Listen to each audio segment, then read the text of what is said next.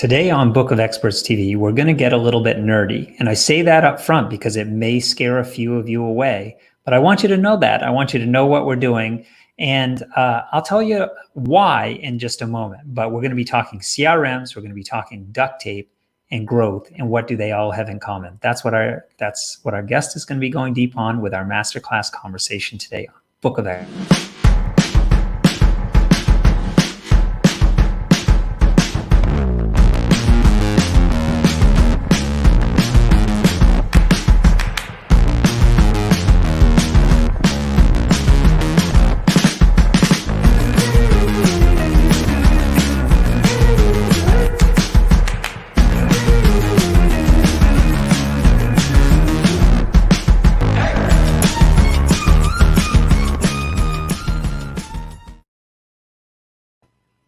So if you're one of our live viewers out there, make sure you say hello. We'd love to hear from you. If you're new to Book of Experts TV, we'd love to know that as well. Just type in new in the comments. If you're catching our replay, you can actually engage with our comments as well, whether you're seeing us on one of the podcast channels, on the video on demand, on the Book of Experts blog. We want to hear from you. And Melissa Blair, welcome to Book of Experts TV. I'm excited to have you on, and let's get nerdy about CRMs. I love that you use that. So, Melissa, we'll talk about your background in just a moment, but I have a quote that I want to share for folks to give some context to what we're talking about today. So this is one that I often think about. It's a Buckminster Fuller quote, and it says, if you want to teach people a new way of thinking, don't bother trying to teach them. Instead, give them a tool which will, lead them to a new way of thinking. So what do you think about that? Was that the right quote to get us started today? I'm going to steal it. I can't deny. I know you're all about tools, Yeah. but you weren't. That wasn't always true. So let's cover a little bit of your background just to get folks sort of coordinated that way, and then we'll talk about what is this tool, what is a CRM in the first place, and why are you on this journey? Okay. My background. I owned a sales training company for 11 years in my mid-20s to mid-30s. It was a while ago, I'll just say that. And the reason we got into it is I went through a sales training program. I was introduced to it, and somebody said, hey, come along. And I thought, yeah, I'm never going to be a salesperson. That's just not my style. And fortunately, the program I went through was called Integrity Selling. And it was all about helping people solve problems. And I walked away from that in my mid-20s going, oh my God, that is something I can do. I love helping people solve problems. So that we became the first women distributors for that organization at the time. We spent many years working with companies, either training their salespeople on this format or installing that training program into their training department and training the trainers, things like that. So my company name now, Cultivating Sales, really comes from that thinking, that whole concept of sales is a process by which we're helping others solve problems. And then there's a whole bunch more that happens after that. I don't know. Well, I wanted to capture that angle. I wanted folks to know that you have this coaching, training, consulting background before we sort of started talking about what you're doing with Cultivating Sales now, because I think that's really important to know that you were sort of doing the doing before, but you saw a gap in the market, and that's what is going to lead us to this sort of discussion about tools. And I think one thing we need to do to be aware, because some of the folks out there are like, CRM, what does that even mean? Yeah. Can you give us the sort of orientation for folks who might not be familiar with that, and then how it led into this, the path that you're on now? Sure. My background in school is marketing. So I literally refer to myself as a sales and marketing geek, because if you take sales, you take marketing, you take technology, and you put those three together, that's my happy place. I wrote somewhere the other day about, somebody said, what's your hobby? And I said, working. I actually love it. I love bringing all that together. wait, what was the question again? Boy, I just Well, I want CRM. I want to define it for yeah. folks because it may be a term that some people out there are wondering. I've heard that before. I don't fully understand it. I don't more importantly, the why. Yeah. Okay. So, and that's where I went. That's why I went down that path.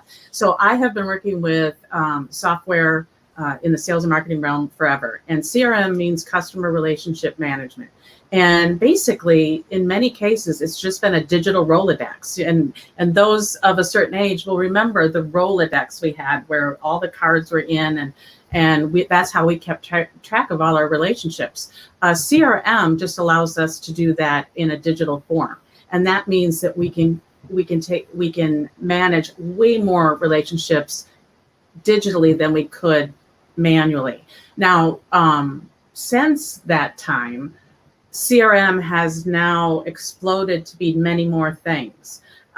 What we found out real easily is if you don't add things like marketing automation or automation in general, I should say, it is still just a digital Rolodex. It doesn't do anything but hold your contact information. Well, that isn't all that great. So then we apply automation, and I think many more people in the last year or so have started using kind of the scheduling software, the Calendly, the time trade, all these different things.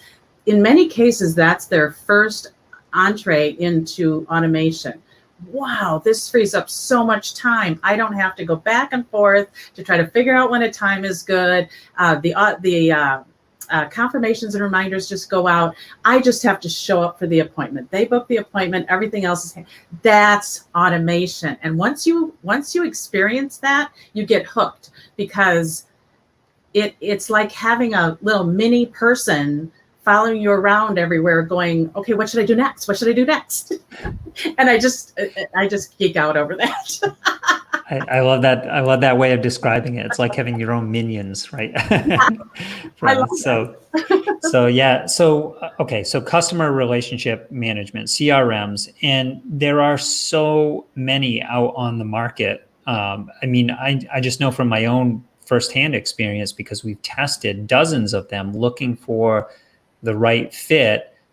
You had this sales background, and I love the way you described it, that you found your place in sales. I think that's really important because a lot of people, sales gets a bad name because of people being salesy leg humpers. And there's a lot of that going on out in the world too. And it doesn't have to be that way.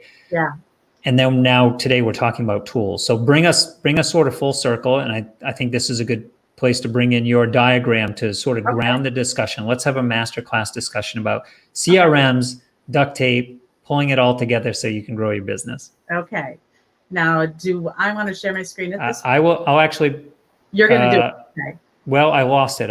It was. Okay. It looks like you might have shut off the screen sharing on your end. If you can bring that back up, I'll share it on your end, but I need you to share it first. Yeah, okay. There we go. There we go.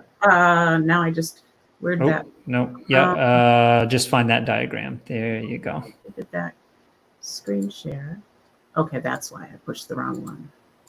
Okay. Perfect. All right. So let's go full screen with that so folks can see this. This is the contact relationship wheel. Walk us through this. So one of the things that I've found in working with all kinds of different software is, especially recently, is that we all tend to rely on email and social media. And we all know email marketing is important. Email, it's really important. The problem is it's getting harder and harder to get into that inbox. And so if you're relying only on email and social media, you're losing, I read something the other day that the average open rate is 18% on email. Well, you do the math, that's horrible. And so how can we build that relationship with new prospects, new connections, and then also the prospects that are still being nurtured? They're not quite ready to buy yet, because in sales, we're always ready to sell, but they're not always ready to buy. So we have to nurture them over a period of time. How can we use different and automate different tools that will connect with them in different ways? So obviously email is very important. Social media is very important. Advertising, video, two-way text messaging. hot. When you pair an email with a text, in many cases, what we do is we send the email first. And if it's an important email, we don't do this with every email, but I just did this yesterday with our customers. Really important email went out. Sent the email. A minute later, I sent a text, and that's all automated. I don't actually send the text.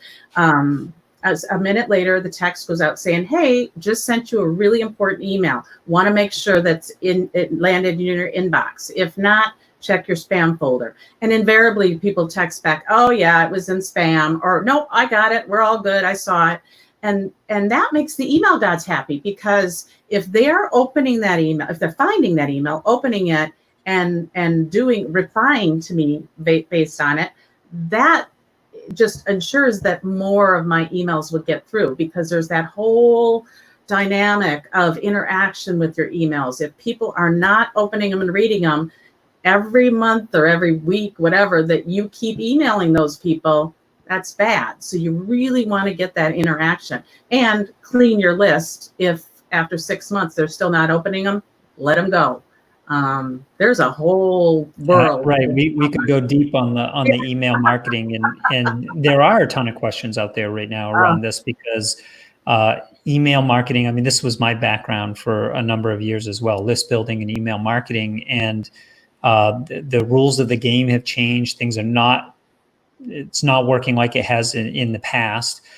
So people are having to make adjustments, and some folks don't even realize that this has changed significantly, and that, only 1 out of 10 people, or maybe 2 out of 10 people, are actually even seeing the messages. So we've got to counteract that. What I love about the wheel here, for folks that are on the video part of this, some of our listeners will be audio only, but the full wheel is that this matches or mirrors what we do with people that we care about, our friends, our family, our peers that we engage with regularly, which is we're talking to them on multiple channels. Sometimes we text, sometimes we're dropping them an email. If the email is important, we reach them on another channel and tell them that. So it really is about a true relationship building approach by speaking with folks on more than one channel at once. And we have automated the process of the card sending, the gift sending. One of my clients actually is a provider of handmade, beautiful cards. I just tag, in other words, I just put the comment, send welcome card, into a contact record when I get a new client. And I shouldn't give the secret away, but I do. And a text and an email goes off to Jamie's company saying, send my welcome card to this person at this address with this message. Her team then takes and hand writes that handmade card, hand addresses it, hand stamps it, and mails it for me. Oh, that is so nice, because I would fully intend to do it and it would never get done. So we want to automate all those warm automations, different than cold automation. All right. So I think I'm getting a sense now of where the duct tape comes into this, because you've talked about email, you've talked about text messages, you've talked about calendars and being able to schedule and send reminders. Now you've talked about, doing hand written cards, hand addressed cards that are going out. So I can see why on the customer or client end that this is a very warm experience. So they're hearing from you on multiple channels. On the business side of things, this sounds like a headache. It was my headache for a very long time. And so I have been searching for a solution that allowed me to pull together all the tools I needed into one platform. And it just didn't exist. There were times where I thought it was going to happen and it just never really did. And so in many cases, I kiddingly talk to people about, well, I guess it's not that kidding, but every time you log in and out of a different software system, hear that money chime, or that bing of money, not in a good way. It's in a bad way, because each time you're logging in and out of another system, you're paying a monthly fee for that system. You're also paying in headaches, because you trying to get all those systems to talk to each other, and duct tape, I use the example, duct tape all those systems and try to make it one, which you can do, but you got to be way geekier than I am. And then you've got to pay all those monthly fees. What we do is we take all those programs, put them into one platforms. You log into one platform, and then you can accomplish the CRM. We've got the scheduling program. We've got all the automation. We've got the sales pipeline, so you don't lose people. How many times have you lost great prospects? We have a course builder, a funnel builder, a website builder, everything you need in one system so that you can build out your sales and marketing platform. And then you just run it from that one program. So did you ever expect that you'd be getting into the software business? Because the software as a service really is it's a different, I mean, you come from this sort of coaching, training, consulting background, and it is a different game. I think you'd agree in the software as a service space. Yes, it is a very different thing. And the thing that keeps me so passionate about it is I want to help more people solve this problem. I solved the problem. But then, friends would say, well, what are you doing? And I'd show them, and then they'd show their friends, and they'd show their friends. And the next thing you know, I'm a SaaS operator. It's like, it wasn't exactly the path I was on, but with my personality type, I really, really love helping people fix that problem, fix that. Both my parents were entrepreneurs. Obviously, I was an entrepreneur at a young age. Small business is in my DNA. I love being able to take a product that most big companies could afford, but most small companies could never. And I'm able to help those small companies solve that problem. And that jazzes me. So let me challenge you on this one. Who is the right fit for Melissa in cultivating sales? Because it's not anyone and it's not everyone. You've been very specific about your niche. Can you talk a little bit? Take us through who, and then lead us into how. Okay. The who are, I like to use the word ambitious coaches, consultants, authors, trainers, podcasters, people like me. I having come from that background, I'm very comfortable with laying out the tool in a way that will help that market. Like you said, I don't work with roofers or med spas or any of the other small business type organizations. They have to be very service based, and we all start the new connection with some sort of a call. And now, of course, Zoom. Zoom is the call place. And so we're all starting that with kind of a discovery session, a strategy session, some sort of that free connection tool that both people at that point can say, yes, let's look going forward, or no, we don't seem to be a good fit. That's my market. And okay, so you've got the tool, which is going to change how people think. It is a multi-purpose tool. It's kind of like a Swiss Army knife with these ability to bring in different channels in a coordinated way. How do you, if someone new is starting to work with you, how do you help them configure this tool so it matches their process because I'll be honest with you, one of my frustrations with these, I told you we've tested a whole bunch of different CRMs, and one of the biggest challenges was a lot of these CRMs force you to change your process to match how they structure the tool. Very much so. Yeah. So what we do, because starting a program like this can be very overwhelming. I use the example of remodeling a house. When you remodel a house, you don't remodel the entire house all at once. You pick the one room that you want to start with, and you go from there. So what we do in our onboarding is we talk about which room do you want to start with? Do you need a funnel built? Do you need to get all your contacts into a CRM because you don't have one already? Do you need to get your sales pipeline laid out so that you can, everybody's at a different stage. So what's important to one person might not be important to another.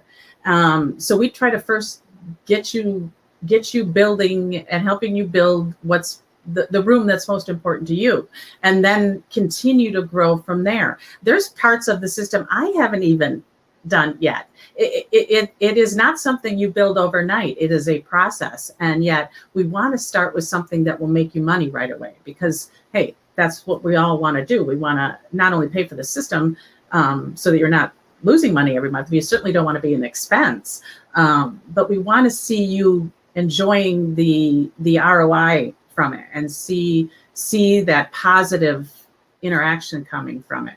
And so we have a number of different ways. We have quite a few people that are DIYing it. We have a bunch of videos and training, and a couple of us do a open office hour 2 days a week, so that they come, they ask questions, they interact, they get to know each other. They're all starting to work together. We celebrate when somebody builds their first funnel. We're actually going to start adding a third day because we're getting so busy with the first two. So we give a lot in the way of helping DIYers. Then we also have a number of VAs that are already trained in the software. So we can help with projects. We can build the funnel for you if you want. But the best case scenario is you get somebody on your team who is going to run that program for you. I'm a big pusher of, you have your expertise, you have your gift, you do that. Stay in your lane. Let us first do this stuff. And stay in your lane. And then of course we also have the full just do it for me. Interview me, find out everything I want, and build that thing for me, and then train me how to use it. So whatever way works best for our clients. All right, as we start to wrap up here, Melissa, we've talked about CRMs. We talked about the duct tape of having all these systems working in coordination. What does the growth or the scaling look like? Well, I'm a process person, a systems person. And one thing, if you read the E-Myth, or now one of my favorite authors right now is Mike Michalowicz. We just had him in a group doing a private training for us yesterday, as a matter of fact. When you read the experts, what they tell you is you need to build systems in order to grow. That without systems, you cannot automate. And without automation, you cannot scale and grow at the rate that you're going to want to, if you want to. I shouldn't assume everybody wants to. But so therefore, regardless of what systems you use, find a system that you work with, that you're comfortable with, that will help you map out your processes, not ours, and then build a system that is repeatable. Everybody knows network marketing, MLM. One of the reasons they're successful is they build it to be repeatable, duplicatable. I'm not saying you have to become a network marketing company. I'm just saying you want to take that model and say, how can I build a repeatable, duplicatable system in my business? One of the best things, we did that with our sales training company, and we were able to sell it after 11 years. I got to stay at home with kids, do that for a few years. But that's the same thing that I'm building here with this business. If you ever want to sell, to have a duplicatable, repeatable system that generates X amount of money every month, that's a gold mine. That's what we all want to get to, is where the pressure's off. Now, it takes work. It's not like you turn the system on and it just makes you money. You got to put your work into it because it is built for you. And so you have to put the work in, because you're the one that's your systems, your processes. So I never tell anybody it's going to be easy that first year, but it is definitely doable. What I like for folks, I'm going to bring the website back, the Cultivating Sales Up website, so folks can find you as well. What I like here is that there is the process and the predictability, which creates a great experience for the clients or the customers on the other end. But then you gave us an example earlier of how it can also be a very personalized process. It can be a high touch experience, like you shared, tying in the handwritten cards, hand address cards. And so the more the system is working for you in the background, the more leveraged you are to give those little touches, personalized touches that create real deep relationships. Yes.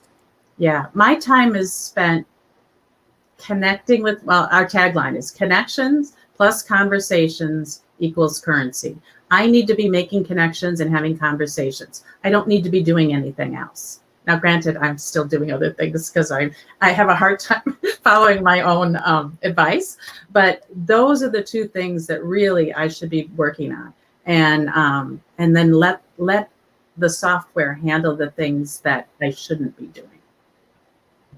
Perfect. Well, I appreciate you taking a little bit of time for us, Melissa. Again, we got nerdy. We talked about CRMs. We talked about duct tape, and all of it leading to growth or being able to scale your business and maybe someday sell your business if you decide to do that, or just being able to step away from your business at times can feel like a breath of fresh air as well. So How many appreciate. entrepreneurs would love a vacation? Yes. We often don't always have that. And you shared with us the wheel, the sort of multi-touch point. I thought that was a great addition to the conversation today. Any last thoughts before we wrap up, Melissa? How will folks enter your world if they want to stay in touch? We've showed the website. What's the best way for them to get in touch with you? Really, it's to go to the website and understand the process of what it takes to really build a system and all the different software that normally you would have to buy in order to do that, and how we eliminate that. And then, of course, you're going to see a button all over the place that says book a private demo with Melissa. And we literally just go through, I answer any of your questions. I find out what you're using now, what's working, what's not working. We really just have a nerdy discussion. And it's all something. I'll tell you, I think we met before the pandemic. I can't remember, but the pandemic has changed everything for everybody. We all need to get digital at this point. We all need to get a little nerdy. It's just being forced upon us. So don't be afraid to reach out to me. I'd love to have the discussions. Yeah, that I remember distinctly how we connected, because I was actually in the comments on Facebook of one of my friends who I talk to quite often, and she had asked, "What CRMs are you guys using?" And someone mentioned Cultivating Sales, and I said, "Hey, I haven't heard of this one." And I started digging around. We ended up having a conversation, and here we are months later. Yep. Again, thanks for taking the time, Melissa. Really enjoyed having you on. Talking a little bit, nerdy is at my heart. I do a lot of this work as well, so I appreciate you giving us some nuances here. And if you guys are in the need of a CRM and want to pull these pieces in on your business, I encourage you to go over and check out Cultivating Sales. Thanks everyone.